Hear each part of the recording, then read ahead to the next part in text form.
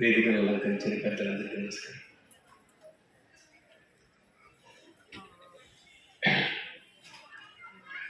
మన భరత జాతికి గాయత్రి మంత్రం ఎంత గొప్పదో మన తెలుగువారికి సావిత్రి మంత్రం అంతే గొప్పది.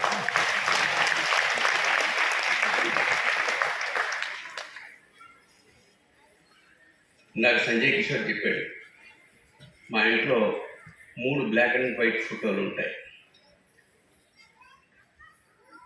సావిత్రి గారిది, ఎస్వి రంగారావు గారిది, సూర్యకాంత్ గారిది. ఈ ముగ్గురు నాకు చాలా ఇష్టం. ఆ డైనింగ్ హాల్లో సూర్యకాంత్ గారిని పెట్టుకున్నా. ఆవిడ చూసి ఇన్స్పిరేషన్.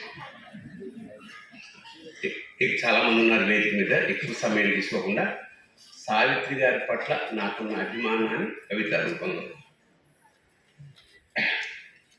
నవరసావిత్రి, త్రికాలాలకి అతీతమైన త్రివిక్రమ స్వరూపం, నటరాజుకి స్త్రీ రూపం సావిత్రి.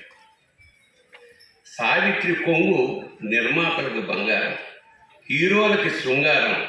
ఆవిడ కన్యాశుల్కంలో నవ్వితే మధురవాణి డల్లైపోయింది. మాయాబజార్లో ఘటోద్గచుణ్ణి అనుకరిస్తే రంగారావే కంగారు పడ్డాడు. ఆమె నాయిక అయితే ప్రేక్షకుడే నాయకుడు, ఆమె చెల్లి అయితే ప్రేక్షకుడే అన్న, ఆమె పార్వతి అయితే ప్రేక్షకులంతా దేవదాసులే.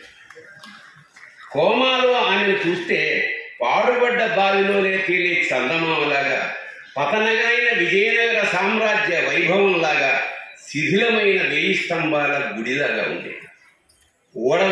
ఓడరేవులో లైట్లారిపోయిన ఒంటరి స్తంభంలా ఉండేది. నభూతో నభవిష్యత్. ఒక్క సావిత్రికే ఈ వాక్యం వాడచ్చు. స్వస్తి.